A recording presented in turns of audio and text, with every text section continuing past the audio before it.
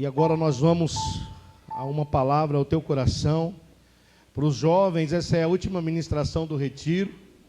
Mas para você que está aqui essa noite, também é para a sua vida, em nome do Senhor Jesus. Nós ministramos, na verdade, o retiro dos jovens, não foram muitas as ministrações, foram poucas, né, em relação ao que foi ministrado, tanto no retiro das mulheres e dos homens. Acho que dos homens foi a que mais teve ministrações, né? Mas, assim, nós tivemos um momento lá de as pessoas chamam de gincana, né? Outros fizeram umas atividades lá, tipo uma caça ao tesouro, o resgate da ovelha, dividiram em 2 grupos e fizeram uma trilha lá com o presbítero Osiel, com o presbítero Fabrício, né? Com o pessoal do Geração que estava lá, a equipe trabalhando, e os que participaram. Então, depois você vai ver as fotos, se já não viu, vai ter um vídeo daqui a pouquinho, antes dos testemunhos, e eu vou ser bem breve nessa ministração. Então foi assim, um momento extraordinário. Eles viveram até na tempestade. Meu Deus do céu, irmãos, o vento começou a bater naquele troço, começou a chacoalhar.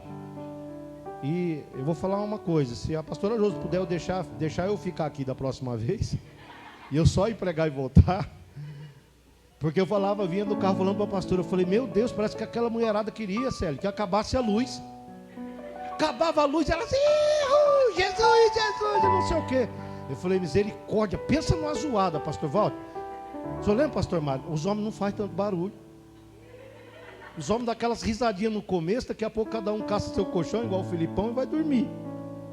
Mas a mulherada, até os meninos que estavam escondidos lá fora da casa, lá na cozinha, naquela varanda da cozinha, não conseguiam dormir com o barulho dessas mulheres. Jesus amado. Eu acho que tinha umas querendo dormir, que daí outras foram expulsas do quarto, teve que passar, acho que sei lá. Eu sei que eu não podia nem sair do meu quarto. Podia ficar lá dentro. Mas glória a Deus, amém? Também a cozinha que estava lá, né, o pessoal que foi, meu Deus, que maravilha. As refeições maravilhosas também ministraram muito no coração. Mas a mensagem dessa noite, né, ó, gente, o Daniel está aqui, vocês já viram o Daniel? Depois vocês vão dar um abraço com o Daniel, viu? Quem lembra do Daniel? O Daniel foi um dos fundadores, junto com o presbítero Ziel da Geração Y. Vamos aplaudir Jesus pela vida dele. Está nos visitando hoje. Você lembra, né, presbítero? O Daniel que cedeu para nós o grupo, não foi? Naquela época do Facebook. Deus te abençoe, viu, Daniel? Nós amamos sua vida. É uma ministração muito importante. Você que fez o retiro e você que está aqui essa noite.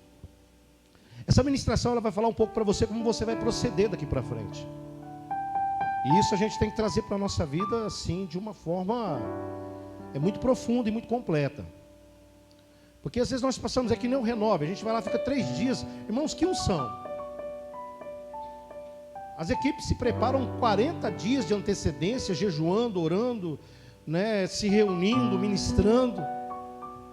As pessoas vão porque elas estão buscando algo da parte de Deus. E quando chega lá, meu Deus, com tudo que acontece no Renove, a gente volta de lá, mas a gente volta a 1000 por hora. E quando você sai de uns retiros assim abençoados, que nem os últimos que estão acontecendo agora no pós-pandemia, a gente já pode chamar assim, Deus também está falando de uma forma extraordinária. Mas o que preocupa é depois. Depois que você passa, os dias que você ficou lá, vai durando aí 2 dias, 3 dias, 1 semana, 15 dias, 1 mês, como que você vai estar? Você vai estar no mesmo azeite ainda como você está hoje, cantando, se animando? Nós, crentes maduros, a gente consegue manter esse azeite na botija? Não. A palavra de Deus, ela se refere a 2 situações.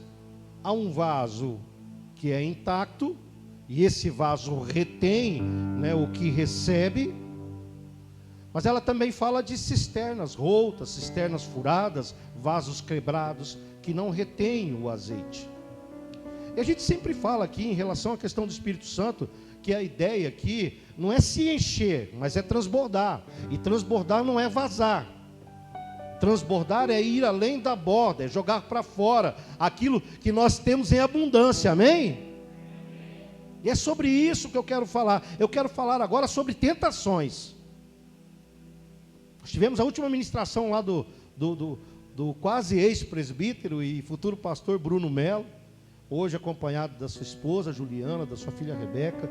Foi uma ministração tremenda, falou muito sobre cura, falou muito sobre sexualidade, né? Falou sobre casamento, sobre jovens se casarem, falou sobre namoro. Foi uma coisa muito, muito bacana, né? Assim, até a pastora falou, olha que legal, né? O Bruno indo por esse caminho da cura interior, da libertação. A gente vê que isso é muito raro hoje nas igrejas, né? Verdadeiramente. Mas o que vem depois de uma bênção como essa? É a tentação. Quando você trabalha com uma pessoa, com um dependente químico, você leva ele para um centro de recuperação. Eu sempre digo isso, eu estava falando com o João quando nós íamos para o sítio.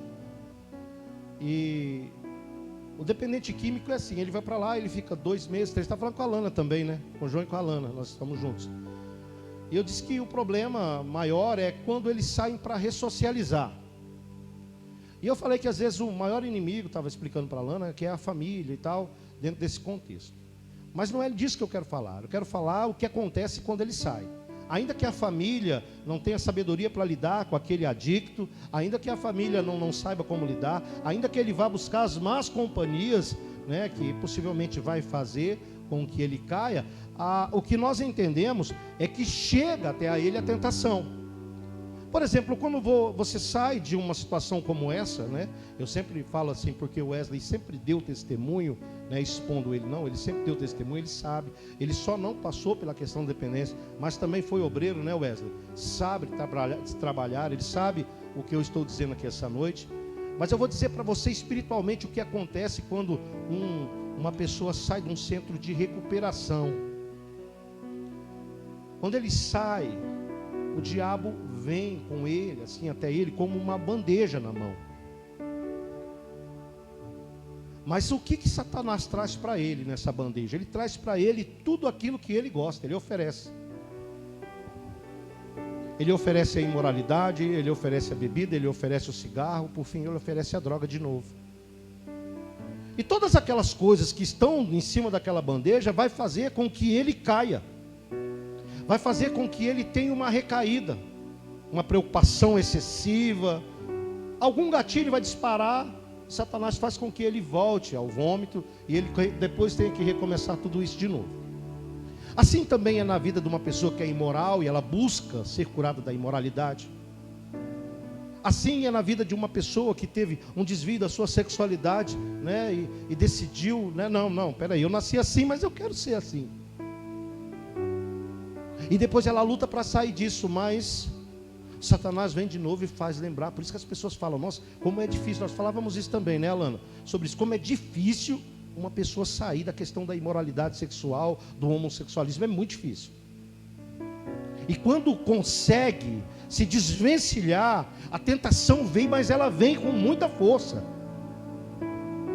Mas tanto o exemplo que eu dei aqui do dependente químico, do adicto, né, do ex-dependente químico, eu não sei se seria correto falar ex-dependente químico, porque na verdade diz que a dependência não tem cura. É isso, Wesley? Ela não tem cura.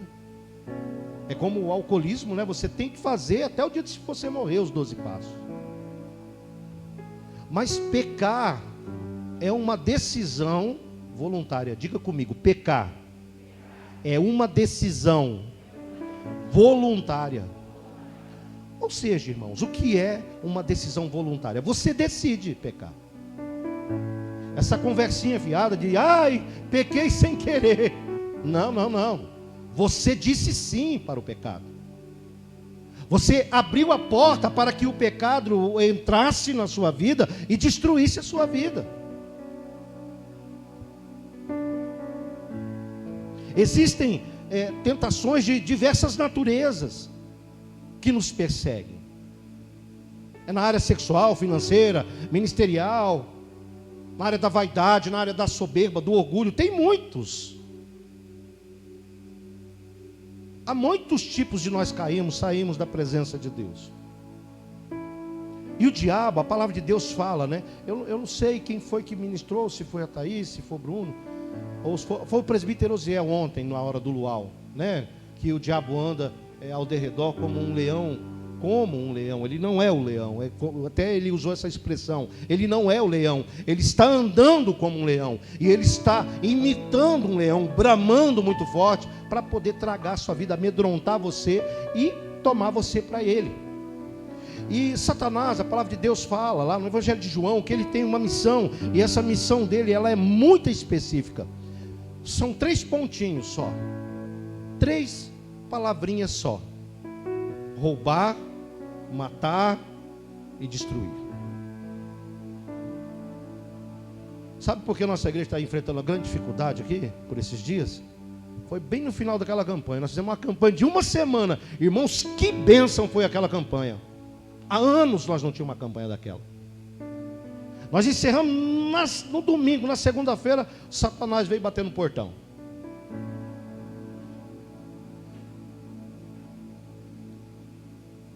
E para quem está saindo hoje, retornando para sua casa, não vai ser diferente.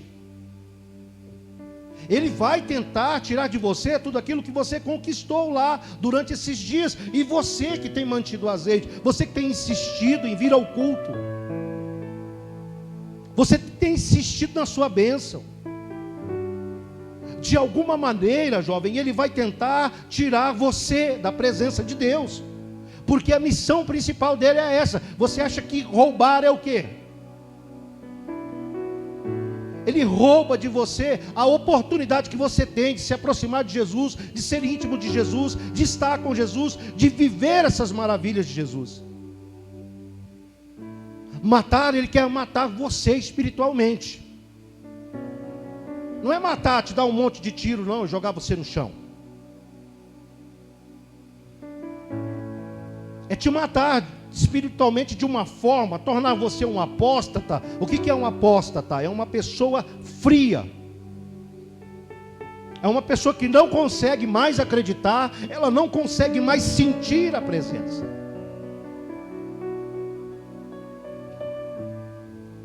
E por último, ele deseja de qualquer maneira destruir seus sonhos, seus projetos,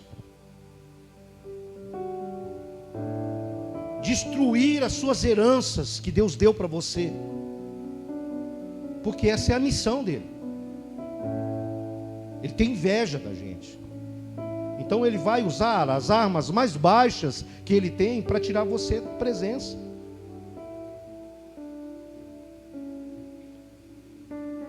E talvez você pense: ah, pastor, mas comigo não, isso não vai acontecer comigo, né? Eu sou lavado, remido no sangue do Cordeiro Santo. Irmãos, ele está em busca mesmo dos crentes, não dos descrentes. Ele não está em busca daquele que não vem na igreja. Aquele já está lá, aquele ele só fica de olho assim, ó. Mas ele está em busca da sua vida, da dele, da minha, do presbítero Fabrício, presbítero Hamilton. A missão dele é tirar a gente da jogada. A missão dele é que nem eu e nem você venhamos a herdar uma das moradas que foi preparada para nós.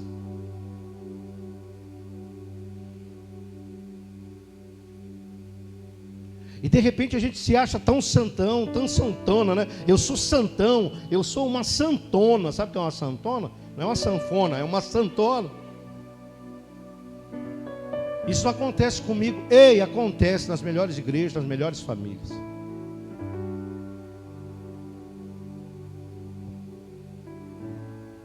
Aí eu pergunto para você que acha que não sofre tentação e não cai nelas, eu quero perguntar para você se você é maior do que Jesus. Se você é maior do que o seu mestre, esse que você adorou agora aqui nesse lugar. Porque esse Jesus foi tentado 40 dias e 40 noites no deserto, escasso de água, de comida, de pão, sendo tentado das formas mais covardes que teve. Ele sofreu muito, irmãos, mas ele ensinou para nós que o pecado é voluntário. É voluntário. Ei, eu só clico aqui se eu quiser. Eu só olho e cobiço se eu quiser. Eu respondo meu pai e a minha mãe só se eu quiser. Eu vou trair minha esposa, ou a esposa trair o marido só se quiser. Jesus nos ensinou lá naquele período no deserto que o pecado, irmãos, é voluntário.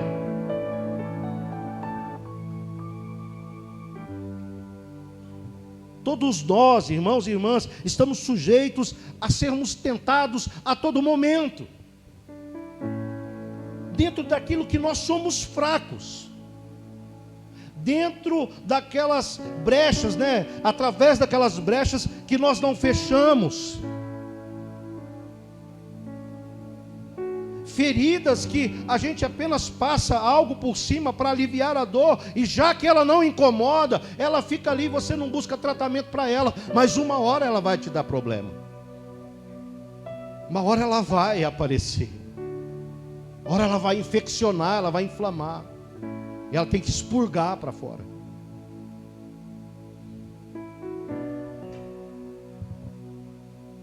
Para a gente cair na tentação, irmãos, é daqui para ali. Abra sua Bíblia na epístola de Tiago. A versão que eu leio é Almeida, Revista Atualizada. Obrigado, Wesley.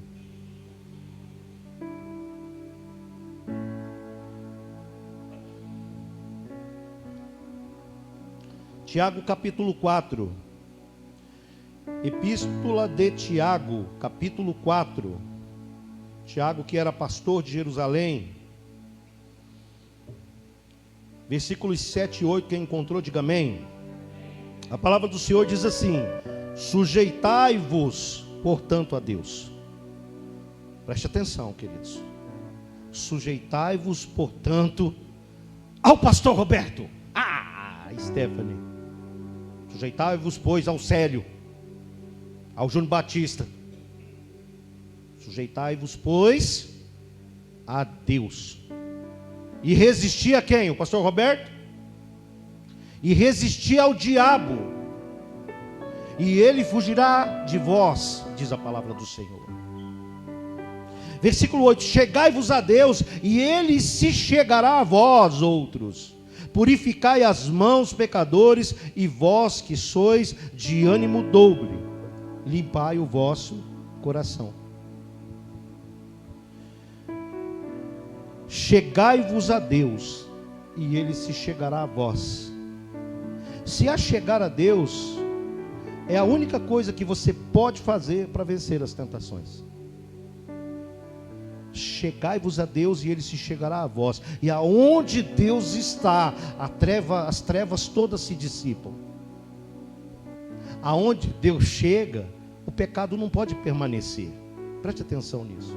Aonde Deus chega, se ele chega na vida do Fabrício, o pecado não pode permanecer aqui. Se Deus chega na sua vida, o pecado não pode permanecer na sua vida, porque Deus está ali. A Roberta ministrou hoje sobre a água e o óleo. Eu passei de relance e vi lá. É o santo e o profano, não se mistura. Você pode pegar, colocar uma garrafazinha PET de 500 ml e colocar metade óleo, metade água, e você pode ficar o dia inteiro chacoalhando para que uma se misture com a outra.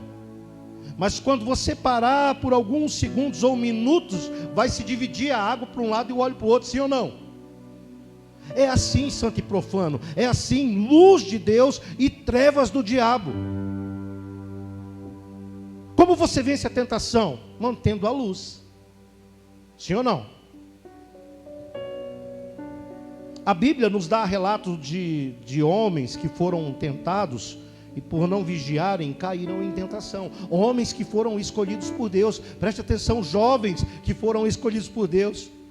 A minha ministração ontem falava de um homem, de um jovem que muito moço, ele foi chamado para ser o que, irmãos? Jovens que estavam lá. Para que ele foi chamado? Quem lembra? Ser pastor. Olha, o líder falando e vocês não lembravam, né? Timóteo foi chamado muito moço para ser pastor. Por quê? Porque ele era obediente e tinha um caráter de discípulo. Timóteo era um homem de bom caráter, era uma pessoa, que apesar da sua juventude se desviava do mal, queria servir a Deus com muito fervor. Mas a Bíblia fala de homens que foram chamados por Deus, ainda jovens também,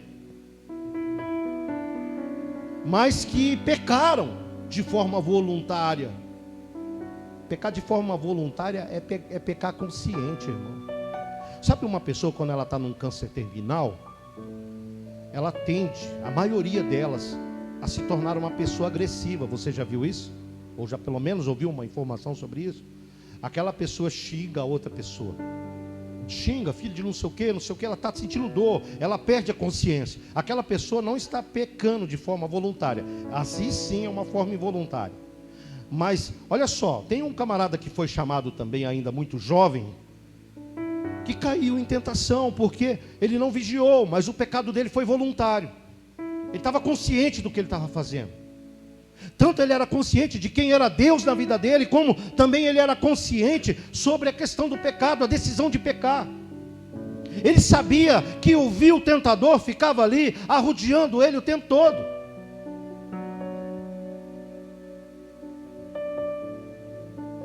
Caíram por não vigiarem, caíram em tentação. E por que eles caíram? Porque o pecado é atraente. O pecado é atraente. Vamos falar aqui que não é? Quem é que tem a tendência de comer uma coisa amarga como fel? Porque se eu falar só amarga, um pode gritar de fundo. Eu gosto de almeirão, pastor. Mas amarga como fel, que é uma coisa que você não consegue. Você consegue mastigar um fel? Eu acho que não existe na face da terra um trem mais amargo, um trem desse. Intragável. Não. O pecado tem cheiro, o pecado tem gosto, o pecado tem forma, o pecado tem sabor. O pecado tem isso. O pecado atrai os olhos, atrai a audição, atrai nosso olfato, atrai nosso paladar, mexe com as nossas emoções.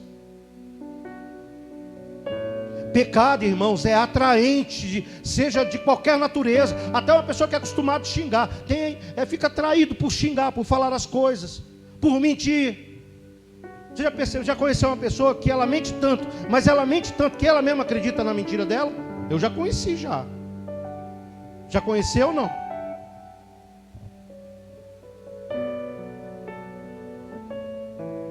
A pessoa que mente muito, ele sente um prazer naquilo, né? Todo pecado gera um prazer. E o pior está aí, sabe? É um prazer que vicia. Assim como uma pasta base de cocaína, uma pedra de crack, uma carreira de pó. É assim que funciona. É a bebida, né, que torna a pessoa alcoólatra. Eu gostaria de traçar um paralelo aqui entre dois homens que foram instrumentos poderosos nas mãos de Deus. Abra sua Bíblia sem demora. Segundo livro do profeta Samuel. Segundo livro do profeta Samuel. Capítulo 11, versículo de 1 a 6. Enquanto você procura, deixa eu falar uma coisa aqui para os jovens. Olha só, a paixão por vocês me inspirou. Pode ver que eu estou pregando diferente hoje. Sim ou não? Quem percebeu? A paixão de vocês inspira, sabia? Segundo o livro de Samuel, capítulo 11, versículo de 1 a 6. Eu já vou lendo para a gente não perder tempo. A palavra do Senhor diz assim: e decorrido no ano, no tempo em que os reis costumam sair para a guerra, enviou Davi a Joabe e seus servos com ele, e a todo Israel, que destruíram os filhos de Amon e sitiaram a Rabá. Porém, Davi ficou em Jerusalém. Uma tarde, levantou-se Davi do seu leito e andava passeando no terraço da casa real. Daí Davi viu uma mulher que estava tomando banho, e ela era muito formosa. Versículo 3. Davi mandou perguntar quem era, e lhe disseram-lhe: é Batseba, ou Betseba, filha de Eliã, a mulher do Urias, o Heteu. Então enviou Davi mensageiros que a trouxeram. Ela veio e ele se deitou com ela. Tendo ela se purificado da sua imundícia, voltou para sua casa. A mulher concebeu, ou seja, engravidou, e mandou dizer a Davi: estou grávida. Versículo 6. Então enviou Davi um mensageiro a Joabe, dizendo: manda-me Urias, ou seja, o marido da Batseba, o Heteu. E Joabe, obedecendo, enviou Urias a Davi. Até aí tá bom, para a gente poder mais ou menos ter um entendimento aqui do que Davi, que foi um homem chamado muito moço. Davi era o mais jovem dos filhos de Jessé. Davi era um pastor de ovelhas. Davi era um tocador de harpa, de lira. Davi foi escolhido para ser rei de Israel, porque Saul ele foi escolhido segundo o coração do povo, e segundo o coração do povo contaminado, escolheram um rei mau. Mau não é porque ele era perverso, é porque ele era péssimo para ser rei. Ele só tinha pose de rei, mas ele não tinha caráter de rei.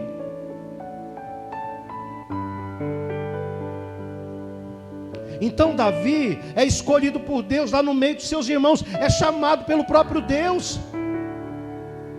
O profeta Samuel vai até lá e chama Jessé e fala: traga aqui todos os seus filhos.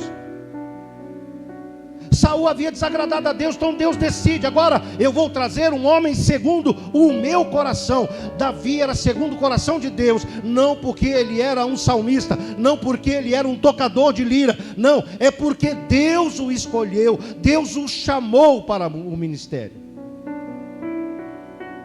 Então trouxe todos os seus filhos, os parrudões, aqueles que foram para a guerra. E Samuel olha para um: não, não é esse. Olha para o outro: não, não é esse. Olha para o outro: não, não é esse. E olha para esse também: não é. E Davi, ele era meio irmão dos outros. Olha, só tem agora o que está lá cuidando. Manda trazer esse. E então Samuel, com um azeite e um chifre de carneiro, unge Saul para se tornar rei de Israel. Menino, estatura mediana, tanto que quando ele chega lá naquela situação de Golias, o Saul fala assim: não, veste a minha armadura, para você então ir lá degladiar com o gigante filisteu. Ele coloca e fica tudo desajeitado, porque a armadura era grande demais. E ele tirou porque ficou desconfortável, para você ter uma ideia do tamanho de Saul e o tamanho de Davi. Mas como foi Deus que chamou, se cumpriu na vida de Davi. E Davi se tornou um grande rei. E conquistou muitas batalhas ainda jovem. Venceu muitas batalhas. Porque Deus era com ele. Porque Deus estava com ele. O que nós podemos dizer aqui nessa noite? Que Davi não era um homem, então, segundo o coração de Deus. Claro que era, Deus chamou. Mas então ele não tinha um caráter como o de Timóteo. Ah, não tinha. Ele não tinha. Porque se ele tivesse um caráter como de Timóteo, como de José, filho de Jacó, era bem diferente a história. Davi ficou tranquilo demais, irmãos, depois que ele assumiu o reinado. Ficou folgado demais. Já não ia nas batalhas. Pode ver que a leitura aqui nos indica que ele enviou a Joabe, seu general, e ele enviou outros oficiais, e enviou um monte de soldados, e ficou onde? Ficou sedentário no palácio. A idade de Davi nessa época estava entre 52 a 55 anos de idade. Então ele dorme, ele acorda, ele vai se espreguiçar na sacada. Não estava nem preocupado com a guerra, porque se ele tivesse preocupado com a guerra, ele não estava olhando a mulher casada tomando banho.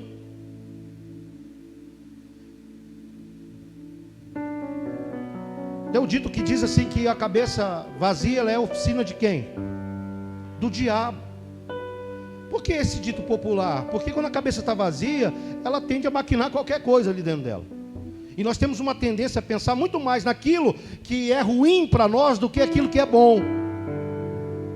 Então, pastor Mário, ele sai todo sedentário, com a sua roupão, seu roupão de rei, já com a barriga assim, mais ou menos do tamanho da do pastor Roberto, e dá aquela espreguiçada e olha, a silhueta da Batseba, ou Batseba, o que dá-se a entender que era uma mulher muito bonita, muito atraente. E ele olha, mas ele não faz como um homem santo deve fazer. Olha, chamou a atenção, desvia e pega o teu caminho e anda. Ele olhou e cobiçou, ele olhou e desejou. Agora, no momento, Rodes, que ele deseja, ele decide desejar a Batseba. Se fosse Timóteo, como eu ministrei para vocês, o que faria Timóteo? Voltaria para trás e não olharia? Ou mandaria levar ela até o quarto dele, pessoal? O que Timóteo faria? Ia voltar para trás. José a gente não precisa nem falar, né? Porque quando a mulher do Potifar, mas eu não vou cantar a música do Potifar aqui. Eu ia cantar no retiro, mas aí eu achei melhor não. Mas quem quiser ouvir no particular depois eu canto. Eu ensinei meu sogro, 98 anos, a cantar a música do Potifar. Mas eu sei separar as letras, tá? Para não dar dupla interpretação. José a gente já sabe.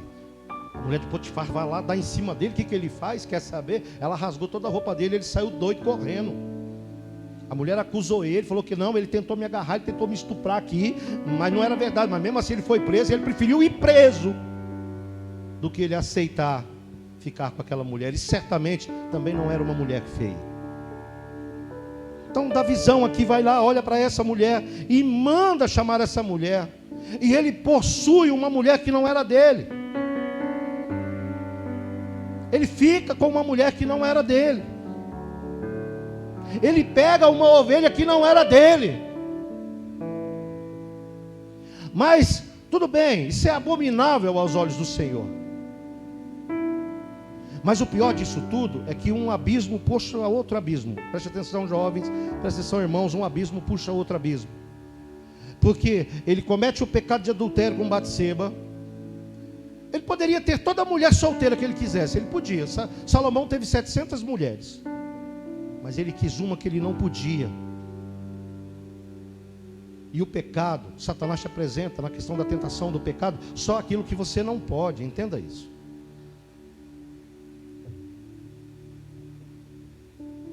Então ele possui ela. Para desgraçar a vida dele, ela fica grávida. Ela era uma mulher casada, agora faz o quê? Chama o marido dela. E vamos fazer o seguinte, vamos fazer ele dormir com ela. Aí ele vai pensar que o filho é dele. Olha só, já foi puxando. Já é outro tipo de pecado, já é outro delito, né? Está sumariando agora os crimes dele. Eles trazem Urias. Mas Urias era um homem meio parecido com o caráter de Timóteo. Porque quando ele chegou, mandou ele ir para casa e dormir com a sua mulher.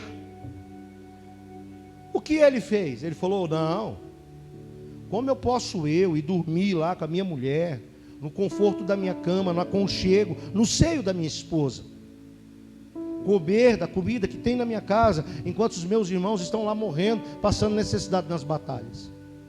Ele se recusa.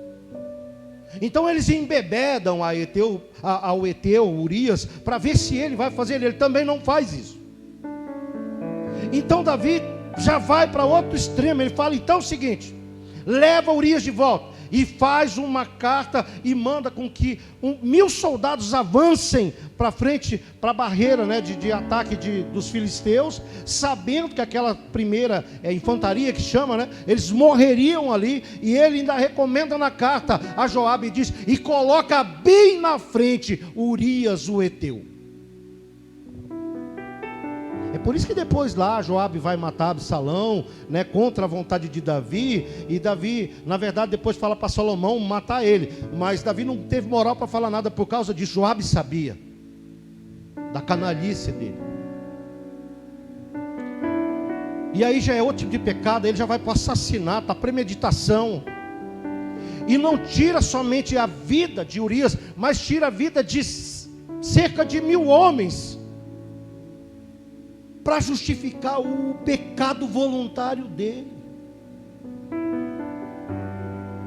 Você sabia que quando você aceita o pecado na sua vida, ele não traz consequências só para você, não.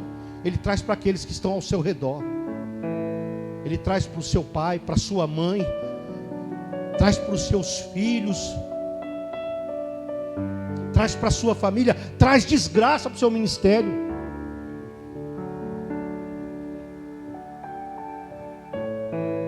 E nós conhecemos bem a história. Esse homem pecou, desejou uma mulher que não lhe pertencia, que não era dele. Ele poderia ter recuado à tentação, sim ou não? Claro que sim. Ele poderia ter evitado, ele poderia ter resistido à tentação, mas não. Ele decidiu pecar.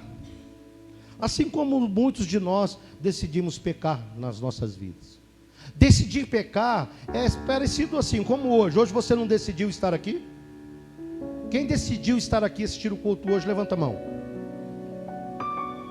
Você decidiu, você foi obrigado, obrigada? Claro que não. Você quis estar aqui. Davi quis pecar. Se ele tivesse desejado não cometer isso, isso teria acontecido. Ele poderia ter feito isso, irmãos. Mas talvez a imoralidade, seu coração, o afastamento de Deus, certamente ele já não estava mais salmodiando. Se achegue para Deus e ele se chegará a vós. Busque a Deus e ele se chegará a vós. Se Deus estivesse ali naquele momento, não que Deus fica fugindo de ninguém não, mas Davi saiu da presença dele, porque se Deus estivesse ali, essas trevas não teriam envolvido o coração de Davi, mas a culpa de Deus não está naquele momento, protegendo Davi, livrando ele, como era nas guerras, certamente Deus via, era porque Davi deixou de buscar a presença de Deus. E é isso que acontece com a gente quando a gente para, a gente começa a ter outros costumes. Nós falamos lá sobre Timóteo, nós chegamos na questão das mídias sociais, aquele negócio que está tomando conta do coração dos jovens e de muita gente também, tem uma senhora já de idade, 70, 80 anos aí, que é youtuber, nossa, manda vídeo todo dia. Minha mãe já fica lá, tique-tique do celular, está com 81 anos. Minha sogra todo dia, bom dia família, boa tarde família. Conta, Ela gosta de falar com o presbítero Osiel. Ela vai contar, ela conta toda uma história.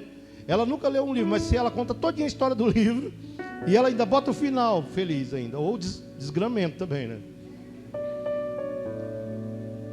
E está tomando conta do coração, Nenhum dos nossos jovens tem TikTok no telefone. O que foi, Ana Laura? Stephanie, Dani, não tem TikTok? Vou aplaudir Jesus pela vida da Dani. Aleluia! Mas já teve um dia. Nunca nem quis olhar. Aí tá, instalou, mas tá bom. Se arrependeu, é o que estava tendo. E o Instagram? Tem. Zap. Eu também tenho. Mas nós estávamos falando disso, só para que os pais fiquem tranquilos em relação a isso, que o que eu quis dizer lá é essa tietagem que estão fazendo aí com esses youtubers, esse negócio. Aí eu não sabia o nome de uma youtuber aí, mas olha rapidinho como é que é, Regina, o nome dela? Viu? Tá vendo? Tá vendo como nós descobrimos as coisas? Me dá aqui o diálogo para mim.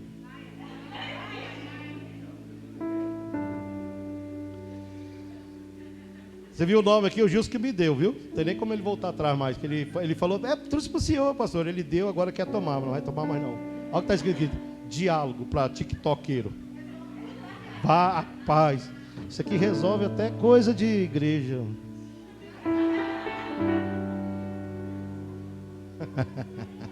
E é de madeira maciça, hein, presbítero Osiel? Isso é pesado, hein? Mas sabe, eu vou fazer pergunta assim de novo. Eu quero ver se vocês vão responder sim. Bom, mas pelo menos é bom ser sincero, porque é mentiroso, não é verdade?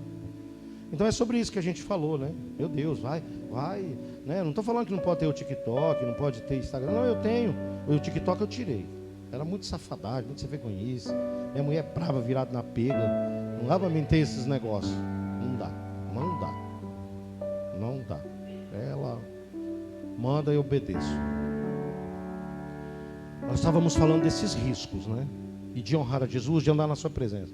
Se você ficar o dia inteiro adorando aquele negócio, como que você vai adorar Jesus? Por que tempo que você tem para você ir lá, se colocar aos pés de Jesus, ouvir um louvor, chorar na presença? Gente, eu vi tantos jovens chorando lá, eu falei, meu Deus, que alegria, porque em dias que a gente está chorando de desespero, de dor, de sofrimento, eles começam a chorar na presença de Jesus. Isso é muito lindo.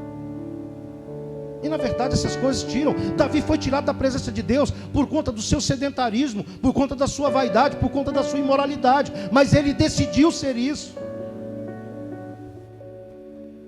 Então ele comete o erro.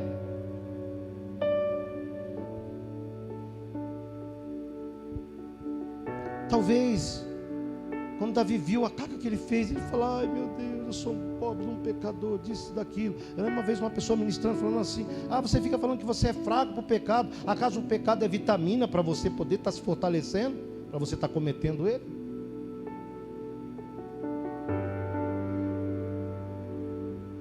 Isso é conversa fiada, irmãos. Por outro lado, nós vemos um outro homem que é chamado por Deus em uma cena de tentação que aos olhos humanos, para um imoral, não teria jeito, ele cairia, que é a situação de José. Eu disse aos olhos humanos. Vem comigo, Gênesis capítulo 39, versículo 6. Gênesis 39, versículo 6.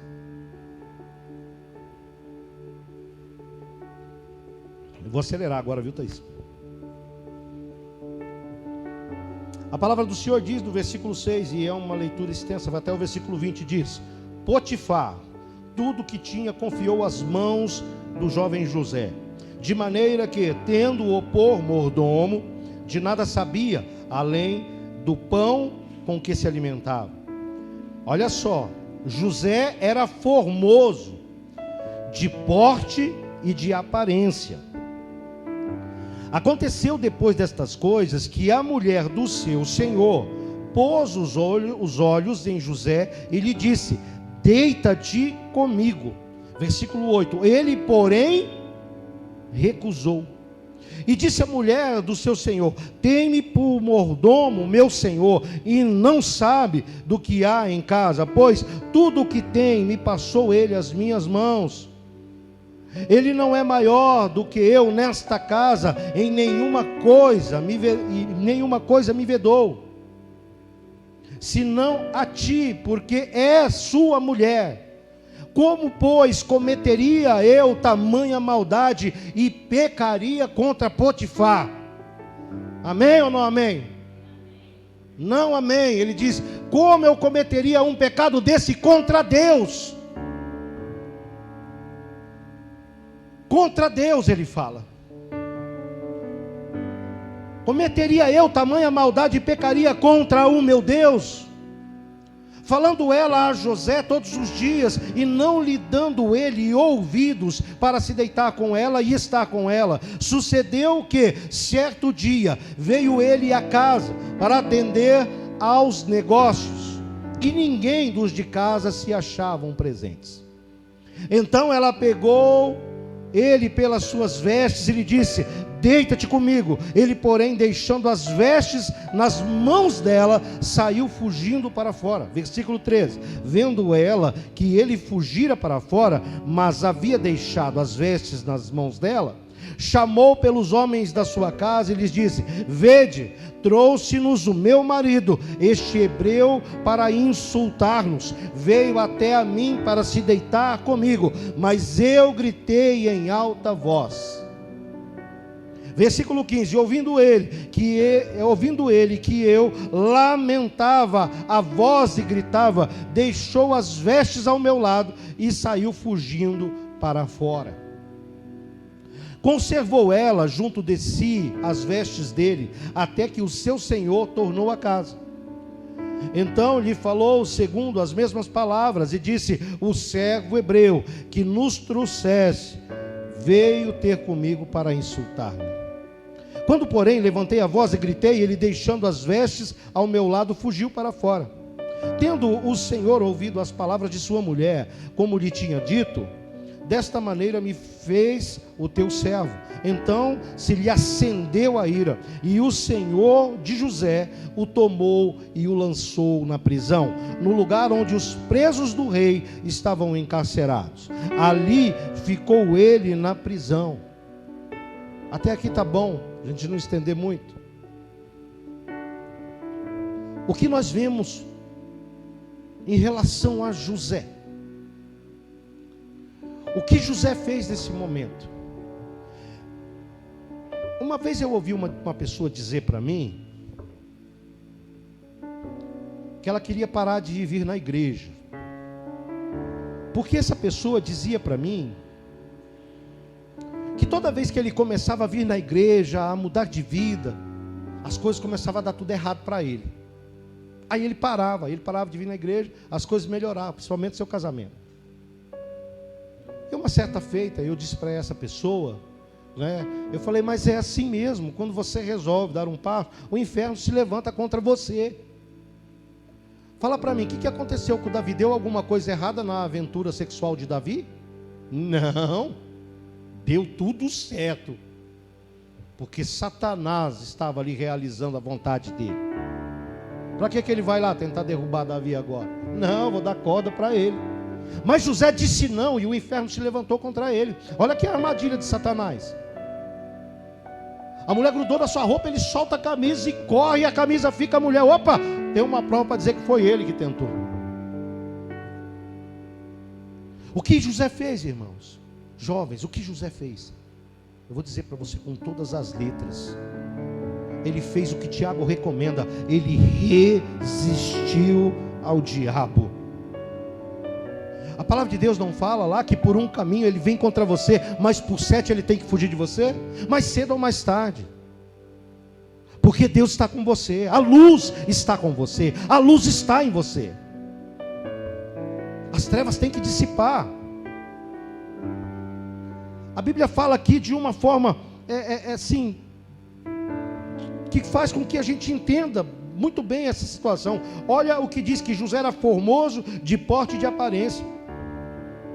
E a mulher quis o rapaz, e o rapaz recusou a mulher. Ele honrou, né, o seu senhor, sendo ele um bom servo.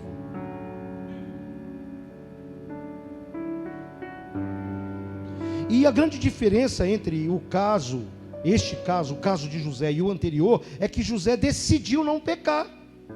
Quando a mulher fala, vem, deita comigo, ele decide não fazer aquilo, que é o que nós temos que fazer quando vem as coisas erradas para a nossa vida, seja de qualquer natureza. Nós temos que decidir não fazer aquilo. Ele decidiu não fazer, ele decidiu não pecar, ele decidiu não se deitar com ela. Ele se decidiu. Por isso que eu falo para você, pecado é voluntário. Você decide se você vai pecar hoje ou não. Você decide se você vai fazer o certo ou o errado.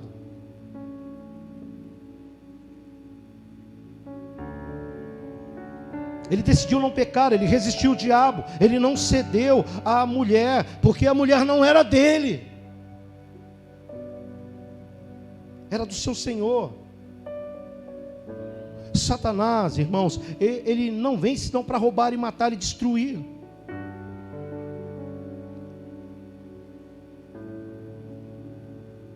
E você já reparou uma coisa? Quais são os momentos que Satanás vem? É no momento da fragilidade. Na hora que nós estamos vulneráveis, ele vem para se apoderar da nossa mente, ele vem para se apoderar do nosso corpo. É o que ele faz.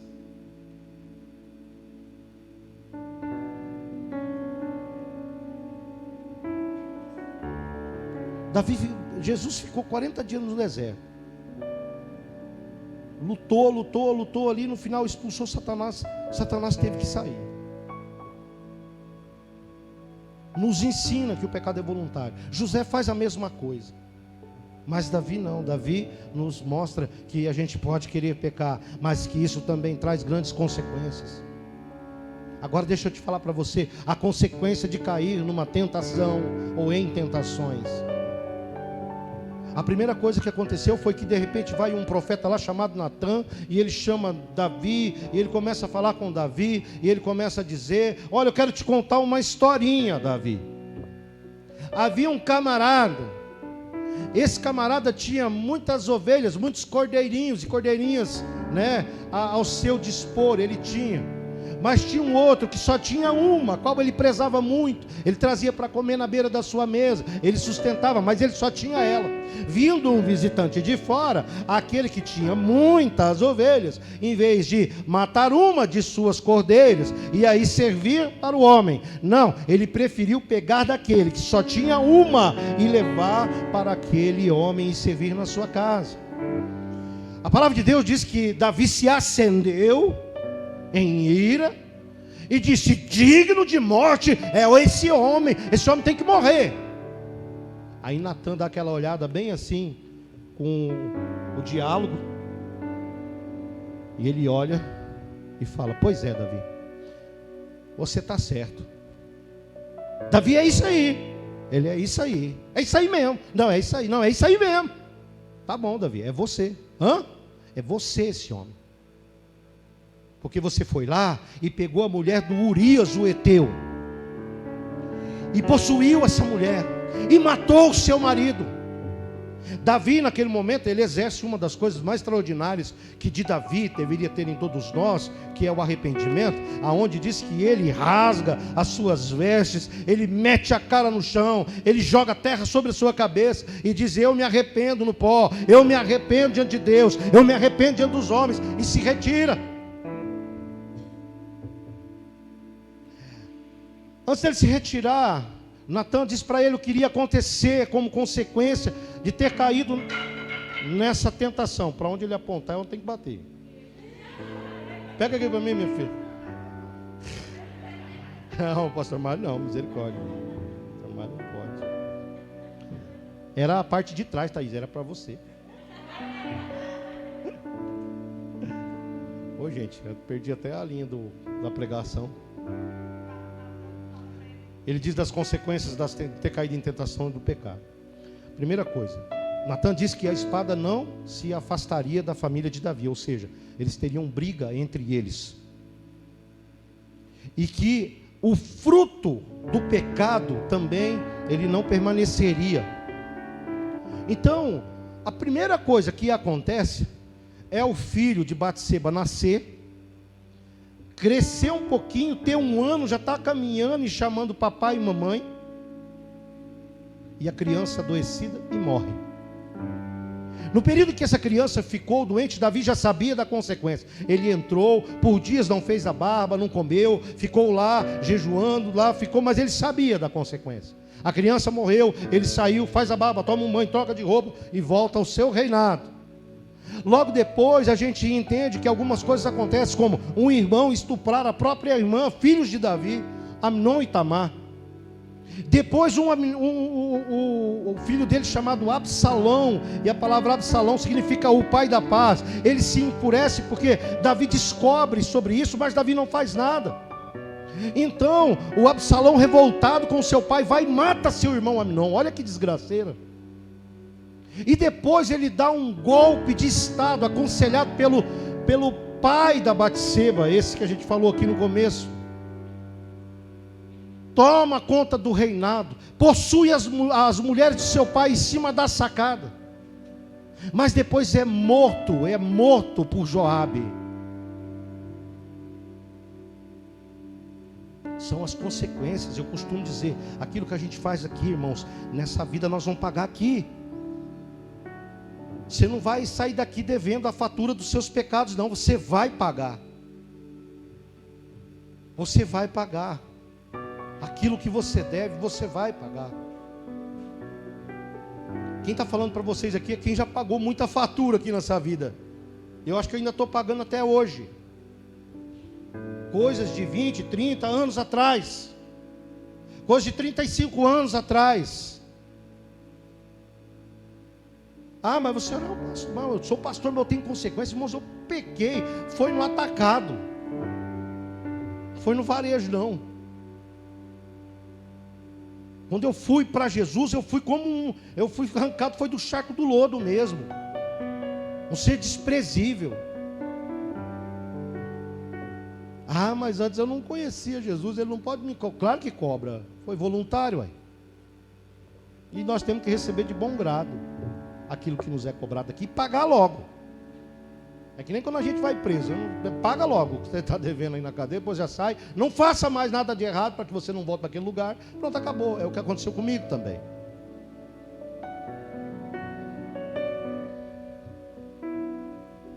A escolha de pecar ou não depende de você, depende de mim. Você é responsável pelas escolhas que vocês fazem, sabiam disso?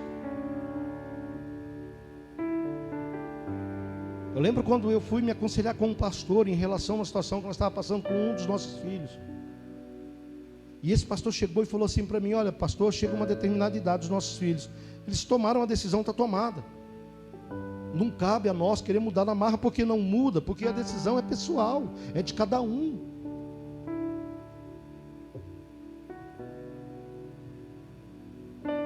A gente pode tentar influenciar, a gente pode tentar apelar, orar, né, e pedir para que eles nos ouçam, para que eles não cometam os mesmos erros que nós cometemos, ou até mesmo pior.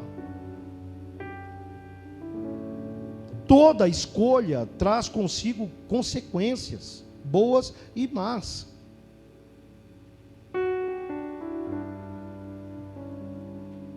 As consequências de Davi foram terríveis. A de José foi levá-lo a ser governador do Egito. Tanto Davi como José foram instrumentos poderosos nas mãos de Deus.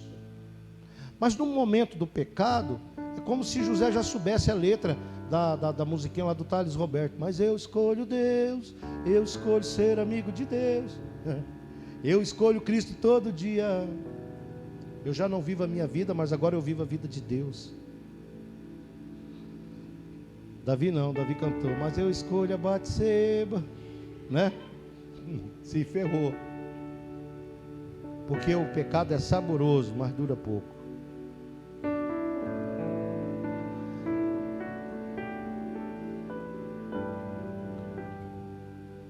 Mas eles foram instrumentos poderosos nas mãos de Deus. Mas não é porque nós somos chamados ferramentas nas mãos de Deus, né? Crentes que procuram conhecer a Bíblia, frequentam a igreja, é que nós não vamos ser tentados e que nós não vamos cair nessas tentações. Nós estamos passíveis a cair, passivos a cair, somos passivos a cair. Mas se a gente disser sim, se a gente falar não, é não. A Bíblia diz, é sim, sim e não, não. Não é porque nós somos ungidos que nós não sofreremos tentações. Talvez está sendo difícil para alguém aqui de resistir a determinadas coisas. Mas você precisa dizer não a isso. Vocês saem hoje desse encontro e retornam às suas casas. Você veio hoje a esse culto e retorna à sua casa. Saiba que amanhã é um novo dia. E as coisas velhas visitam os novos dias. E vocês têm que estar preparados para isso, homem e mulher, moça, rapaz.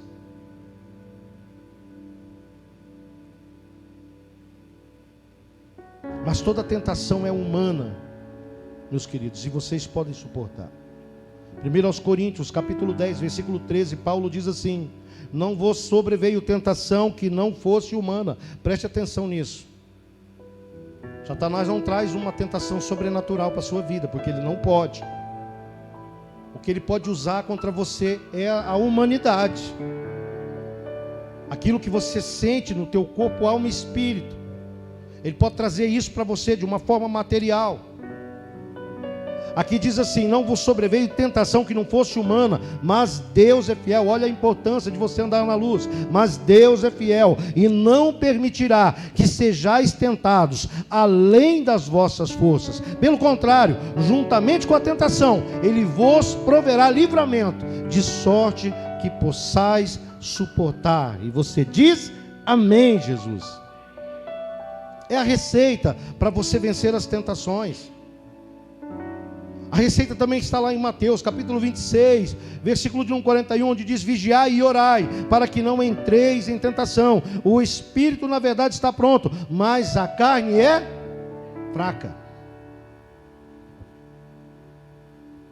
O momento em que Jesus vence ali aquela situação, naqueles 40 dias, o momento final da tentação de Jesus no deserto, foi dizer para Satanás: arreda-te de mim, Satanás. Essa foi a palavra que o Senhor Jesus expulsou ele.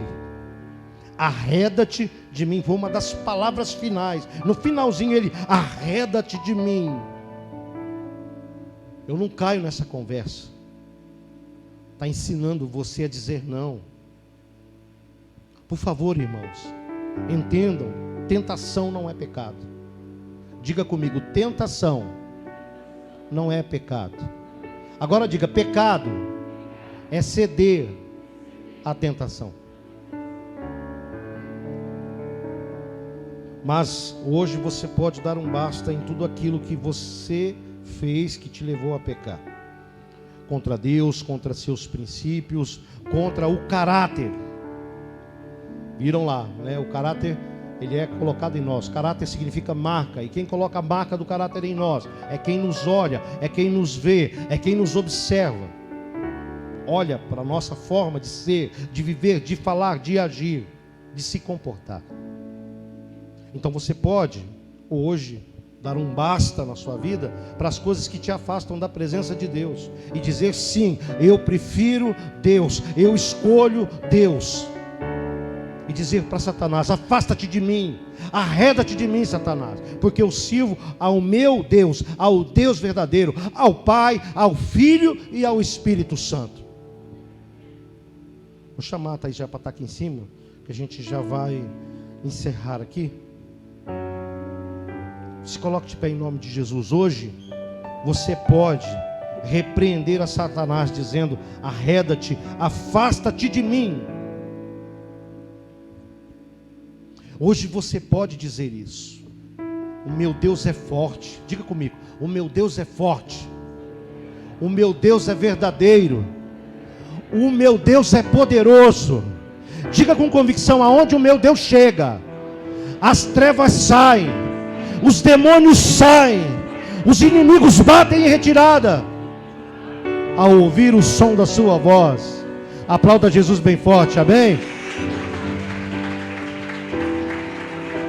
Glória a Deus. Pratiquem essa palavra e vocês terão dias felizes na terra. Recusem cair em tentação e busquem a presença de Deus. A palavra do Senhor diz que Ele sabe o pensamento que Ele tem a vosso respeito, e é um pensamento maravilhoso. É um pensamento de paz, é um pensamento de alegria, é um pensamento de gozo. O desejo que Deus tem para o seu coração não é que você caia em tentação e nem que você sofra, mas que você vença ela com júbilo todos os dias e glorifique a Deus por ter vencido todos os dias em nome de Jesus. A vitória está nas suas mãos. Fala assim: eu pego essa vitória. Eu pego essa vitória, em nome de Jesus. Diz assim: eu quero ter o caráter que Jesus me ensinou. Aleluia, louvado seja o nome do Senhor, amém? Agora eu vou pedir para que todos os que participaram do retiro venham rapidamente aqui na frente. Pedir para recolher essa câmera aqui um pouquinho, arredá-la para trás um pouquinho. Todo mundo veio aqui. Nós vamos ouvir apenas uns 2 ou 3 testemunhos bem rapidinho.